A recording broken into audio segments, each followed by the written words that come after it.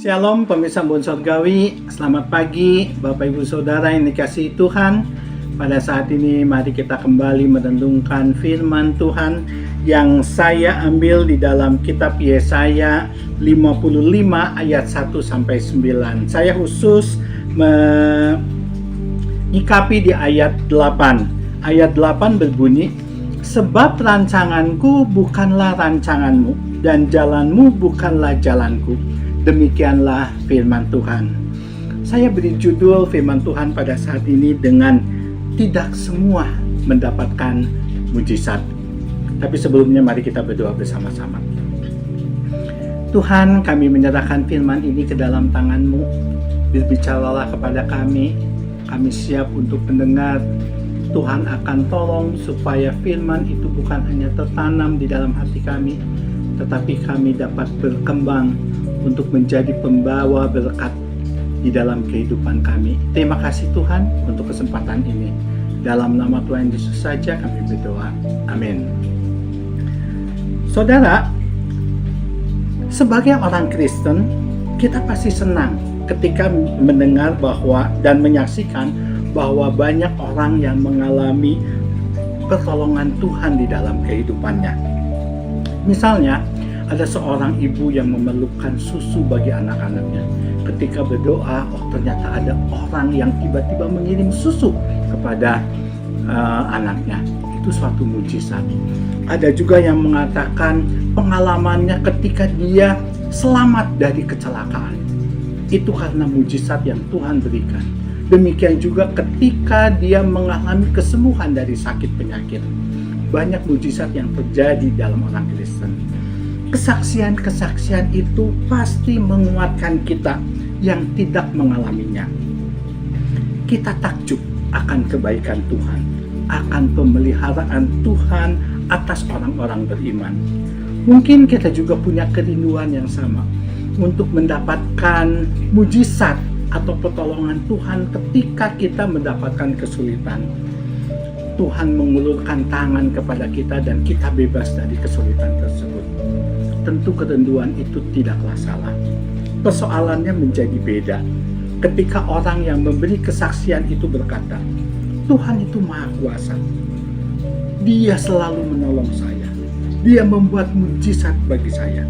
Saya dulu tidak punya apa-apa, sekarang sudah mempunyai banyak hal. Jika kamu beriman seperti saya, kamu juga akan mengalami apa yang saya alami.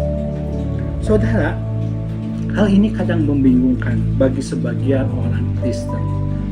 Jika si A mengalami mujizat, mengapa mereka tidak? Jika si B mengalami kesembuhan, mengapa mereka tidak? Lalu mereka bertanya, mengapa Tuhan? Mereka tidak mendapatkan mujizat. Mengapa? Apakah Tuhan tidak adil? Saudara, Tuhan memang kuasa, Maha baik, Maha kasih. Tuhan juga Maha adil. Tidak pernah Dia membeda-bedakan. Namun tidak dapat diartikan bahwa Tuhan itu harus menyamaratakan, memperlakukan setiap orang itu sama. Jalan Tuhan, pikiran Tuhan, rencana Tuhan, maksud Tuhan dalam hidup orang beriman itu berbeda-beda. Bagi si A, mungkin dia cepat disembuhkan. Tapi bagi si B, Tuhan memberikan waktu yang lama untuk menjadi sembuh. Apakah Tuhan tidak adil kepada si B? Atau Tuhan hanya adilnya kepada mengasihi si A saja? Kita tidak bisa mengasihi Tuhan. Karena kita tidak tahu apa pikiran dan rencana Tuhan. Kalau kita tidak boleh menjadi hakim atas Tuhan, karena Tuhan itu jauh mempunyai hikmat yang lebih dari kita. Seperti di dalam Roma 11 ayat 33 dikatakan, oh alangkah dalamnya kekayaan hikmat dan pengetahuan Allah. Sungguh tak terselidiki keputusannya dan sungguh tak terselami jalan-jalannya. Jadi kita tidak bisa menghakimi Tuhan seolah-olah kita lebih berhikmat dari Dia. Tuhan jauh lebih berhikmat dari kita. pengalaman-pengalaman pribadi yang ajaib bersama Yesus tetaplah menjadi pengalaman pribadi. Itu sah bagi mereka yang mengalaminya. Tetapi menjadi tidak sah bila ini dijadikan pola bagi orang-orang lain. Keliru menuntut Tuhan memperlakukan setiap orang lain itu sama. Kewajiban kita adalah mempercayakan diri kita kepadanya di dalam segala hal. Saudara, jangan salah. Penderitaan yang dialami seseorang kadang bisa menjadi berkat terselubung bagi orang tersebut. Seorang filsuf mengatakan, apapun yang tidak membunuh saya akan membuat saya menjadi kuat. Yang dimaksud dengan ucapan itu adalah bahwa seseorang bisa bertumbuh menjadi pribadi yang lebih kuat, pribadi yang lebih baik, pribadi yang lebih cerdas melalui penderitaan yang dia alami.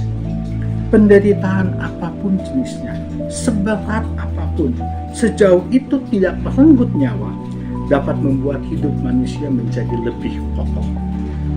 Tentu saja ada syaratnya, yaitu disikapi dengan benar dan dengan tepat. Ada pepatah Indonesia yang mengatakan, pengalaman adalah guru yang terbaik. Melalui pengalaman, kita belajar hal-hal yang baru yang menjadikan kita itu menjadi lebih baik. Jadi saudara, kita harus percaya bahwa tidak ada rancangan Tuhan yang buruk di dalam kehidupan orang-orang beriman. Amin.